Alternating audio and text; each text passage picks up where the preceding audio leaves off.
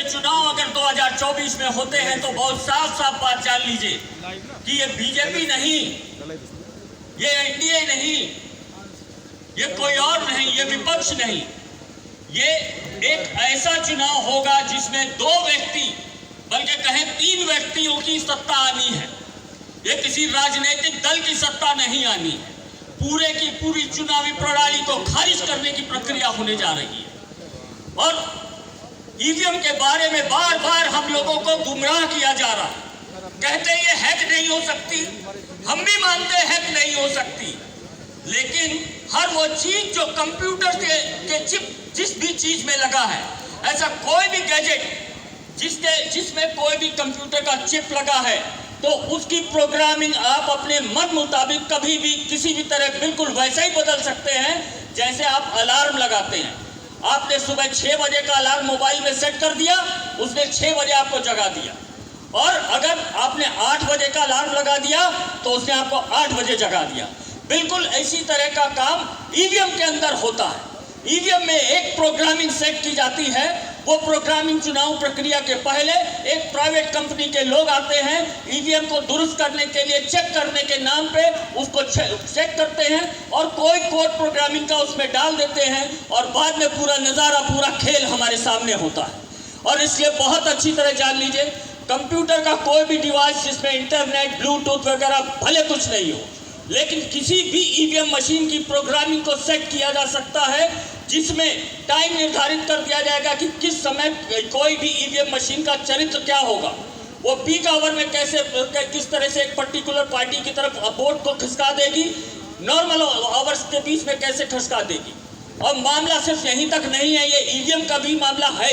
लेकिन इसके साथ साथ आज बड़ी चुनौती देश की जनता के सामने है। अगर 2024 का चुनाव पूरी ईमानदारी से कराना है और जनता जिसको चाहे उसे ही चुनने का मौका दिलवाना है, तो इस देश के हर व्यक्ति को सड़क में उतर करके अपनी जनता की ताकत दिखानी पड़ेगी। जनता की ताकत जब तक सड़क पे नहीं दिखेगी, सत्ताएं किसी को नहीं मानने वाली।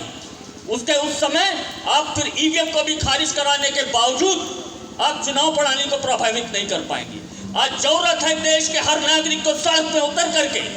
अपने हक को मजबूती के साथ पाने के लिए। वो तमाम इस धरना स्थल पे जो लोग अपने हक अधिकार की लड़ाई के लिए बैठे हैं, वो ये जान लें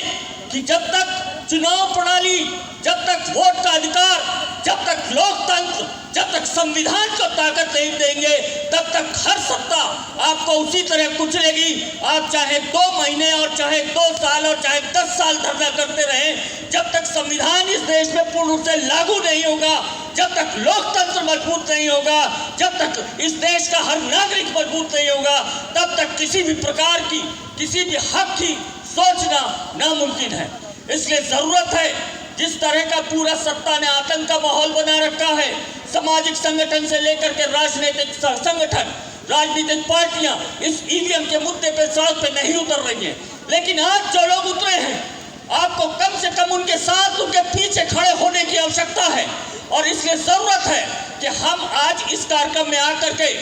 कम से कम ईवीएम किस तरह से हमारी चुनावी प्रणाली को प्रभावित करती है, किस तरह से हमारे वोट की ताकत को प्रभावित करती है, किस तरह से हमारे लोकतांत्रिक अधिकार को कमजोर करती है, किस तरह से संविधान की ताकत को कमजोर करती है, इसको समझना बहुत जरूरी है। आज हमारे बीच दिल्ली से सुप्रीम कोर्ट के लॉयर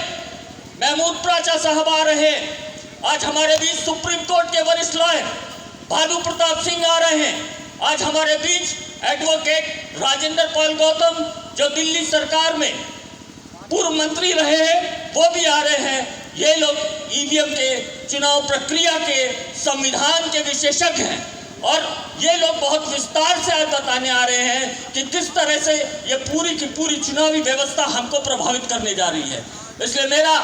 उन तमाम युवा साथियों से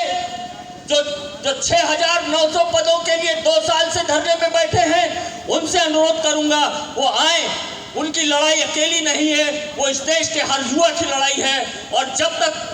हमारा वोट का अधिकार सुरक्षित नहीं होता, जब तक लोकतंत्र सुरक्षित नहीं होता, जब तक संविधान ताकतवर नहीं होता, जब तक संविधान की जो मूल आत्मा है उसके हिसाब से सरकारें नहीं चलती, तब तक कोई भी आपका अधिकार आपको हासिल नहीं होगा।